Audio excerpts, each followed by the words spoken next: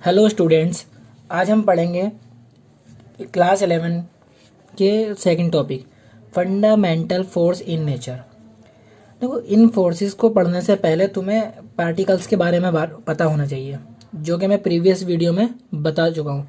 तो जिसने पहले वो नहीं देखी है तो पहले वो देख ले, उसके बाद फंडामेंटल फोर्सेस के बारे में देखे तो ज़्यादा बेनिफिट रहेगा। चलिए ली तो जो हमारे फंडामेंटल फोर्सेस होते हैं ये 4 टाइप्स के होते हैं। एक होता है हमारा ग्रेविटेशनल फोर्स, एक होता है हमारा इलेक्ट्रोमैग्नेटिक फोर्स, एक होता है हमारा स्ट्रॉन्ग न्यूक्लियर फोर्स और एक होता है वीक न्यूक्लियर फोर्स। सबसे पहले हम डिस्कस करेंगे ग्रेविटेशनल फोर्स के बारे में। अब देखो, सबसे पहले ग्रेविटेशनल फोर्स जो होता है एक अट्रैक्टिव फोर्स होता है, मतलब जहाँ भी ग्रेविटेशनल फोर्स लगेगा वो दोनों बॉडी अट्रैक्ट होंगी, ठीक है। और सेकंड बात, ये हमेशा दो बॉडी के बीच में लगता है, ठीक है, हमेशा दो बॉडी के बीच में लगता है। तीसरा पॉइंट क्या है इसका? तीसरा पॉइंट ये है, ये जो एक यूनिवर्सल फोर्स है, मतलब ये हमेशा ही होगा, दो बॉडी कैसी भी हो, उनका मास कम हो ज़्यादा हो, लेकिन ये फोर्स क्या लगेगा उनके बीच, एग्जिट करेगा। लेकिन अगर मास बहुत कम हो तो इसका जो इफेक्ट है वो पता नहीं चलता, लेकिन अगर मास बहुत ज़्यादा हो तो ग्रेविटेशनल फोर्स का इफेक्ट हमें पता चलता है। तो जो हमें इस फोर्स के बारे में इसके मैग्नीट्यूड के बारे में पता चलता है वो है ग्रेविटेशनल लॉ से, जो आप पढ़ चुके हैं। तो और अगला पॉइंट क्या है इसका, ये एक वीक फोर्स है, मतलब वही मैंने कहा कि अगर मास बहुत ज़्यादा है तो ये फोर्स तुम्हें एग्जिस्ट होता हुआ दिखाई देगा, अगर मास बहुत कम है तो ये फोर्स तुम्हें नहीं दिखाई देगा।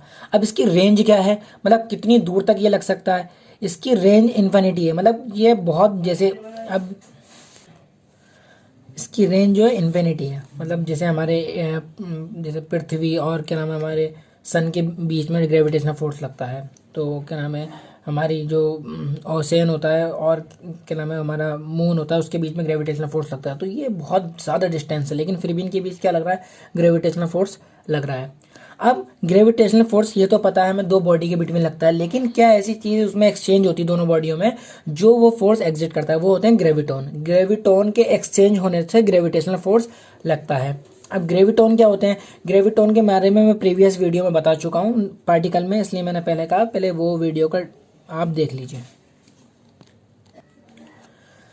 सेकेंड फोर्स है इलेक्ट्रोमैग्नेटिक फोर्स। अब क्या है, इसका नेचर कैसे होता है, ये अट्रैक्टिव भी होता है और रिपल्सिव भी होता है, ठीक है। अगर और ये किसके बीच लगता है, ये चार्ज के बीच लगता है। अगर चार्ज सेम है तो रिपल्सन होगा, और अगर चार्ज अलग अलग है तो तुम्हारा क्या होगा, अट्रैक्टिव होगा। तो अब चार्ज के बारे में मैं प्रीवियस वीडियो में बता चुका हूँ, तो आपको चार्ज के बारे में देखना है तो आप पीछे वाली वीडियो में जाके देख सकते हैं। अब एक्स के मैग्नीट्यूड के बारे में कहाँ से पता चलता है, वो पता चलता है कूलम्ब लॉ से। तो इस लॉ के लिए भी मैंने वीडियो बनाई है, तो आप प्रीवियस वीडियो में जाके उसे देख सकते हैं। अब जो तुम्हारा इलेक्ट्रोमैग्नेटिक फोर्स होता है वो ग्रेविटेशनल फोर्स से बहुत ज़्यादा होता है, मतलब हमारा जो हमारा वो इलेक्ट्रिक फोर्स है वो ग्रेविटेशनल फोर्स के 10⁻36 टाइम्स होता है। तो ये ग्रेविटेशनल फोर्स से बहुत ज़्यादा होगा हमारा इलेक्ट्रोमैग्नेटिक फोर्स। अब ये जो लगता है ये फोटोन के एक्सचेंज की वजह से लगता है, मतलब अगर दो चार्ज हैं दो चार्जों के बीच अगर ये फोर्स लग रहा है तो उन चार्जों के फोटोन एक्सचेंज होंगे, तो उन फोटोन एक्सचेंज होने की वजह से इलेक्ट्रोमैग्नेटिक फोर्स उनके बीच लगता है। अगला फोर्स है तुम्हारा स्ट्रॉन्ग न्यूक्लियर फोर्स। अब पहले इसका नेचर जानते हैं, ये नेचर में कैसा होगा, ये होता है स्ट्रॉन्ग अट्रैक्टिव, मतलब ये एक दूसरे को बहुत अट्रैक्ट करता है। अब ये कहाँ लगता है, ये हमेशा न्यूक्लियस में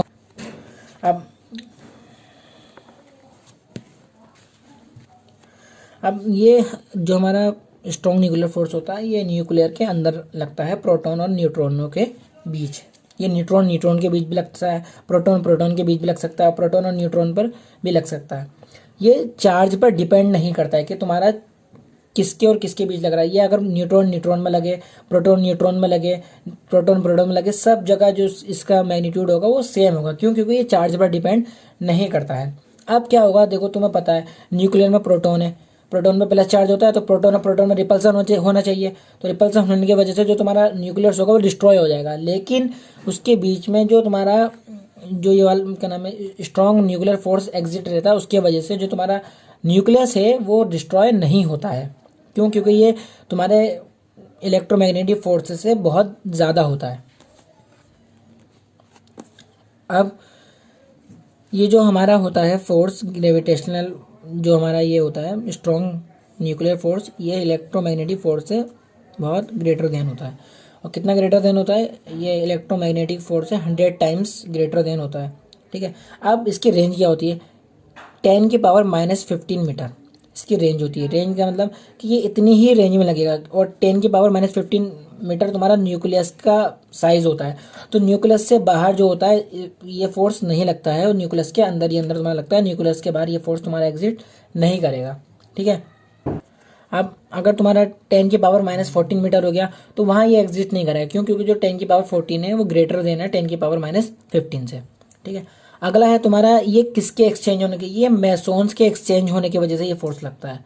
कि जैसे उसमें ग्रेविटोन एक्सचेंज हो रहे थे, अगले में फोटोन एक्सचेंज हो रहे थे, इसमें मेसोन एक्सचेंज होते हैं, तो उनकी वजह से स्ट्रॉन्ग न्यूक्लियर फोर्स लगता है। अब मेसोन्स क्या होते हैं आपको पार्टिकल वाली वीडियो देख लेनी चाहिए, वहाँ इसके बारे में मैंने डिस्कस किया है। जो तुम्हारा फोर्थ होता है हमारा जो वीक न्यूक्लियर फोर्स होता है वो नेचर में कैसे होता है? अट्रैक्टिव भी होता है और रिपल्सिव भी होता है। ठीक है। अब ये किसके और किसके बीच लगता है? ये लगता है beta decay and principle particle. अब बीटा डीके क्या होता है इसके बारे में तुम डिस्कस करोगे 12th में। ठीक है। तो वहाँ इसके बारे में देख लेना। और तुम्हारा प्रिंसिपल पार्टिकल क्या होता है? प्रिंसिपल पार्टिकल के बारे में मैं प्रीवियस वीडियो में बता चुका हूँ, तो आप वहाँ जाके देख सकते हैं। जो न्यूक्लियर फोर्स होता है हमारा, मतलब जो वीक न्यूक्लियर फोर्स होता है वो ग्रेविटेशनल फोर्स से ग्रेटर देन होता है और इलेक्ट्रोमैग्नेटिक फोर्स से स्मॉलर देन होता है। ठीक है। उसकी रेंज क्या होती है? रेंज होती है इसकी 10⁻⁻15 मीटर, यानी कि ये भी न्यूक्लियस के अंदर लगता है, न्यूक्लियस के बाहर ये तुम्हारा एग्जिस्ट नहीं करता है। अगला लगता किसके वजह से? बोसॉन्स एक्सचेंज होने की वजह से। अब बोसॉन एक्सचेंज, अब बोसॉन्स क्या होता है इसके लिए आपको प्रीवियस वीडियो देख लेनी चाहिए। तो मेरा स्टूडेंट आपके लिए क्वेश्चन है कि when is the weak nuclear force attractive and repulsive. तो तुम्हारा जो वीक न्यूक्लियर फोर्स है वो कब अट्रैक्टिव होगा और कब रिपल्सिव होगा, इसके बारे में आप लोग ढूंढना। ठीक है। Thank you so much.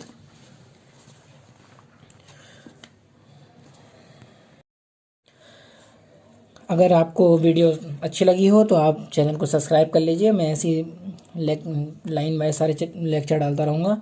और मेरा मकसद एक यही है कि मैं कम टाइम में आपको ज़्यादा सिखा सकूं। अगर यही कोई और यूट्यूबर होता तो वो कम से कम इसको 45 मिनट्स या 1 आवर में इसको बताता, लेकिन मैंने इसको कोशिश करी है कि 10 मिनट से पहले ही बता दूं, जिससे आपका टाइम ज़्यादा ख़त्म ना हो।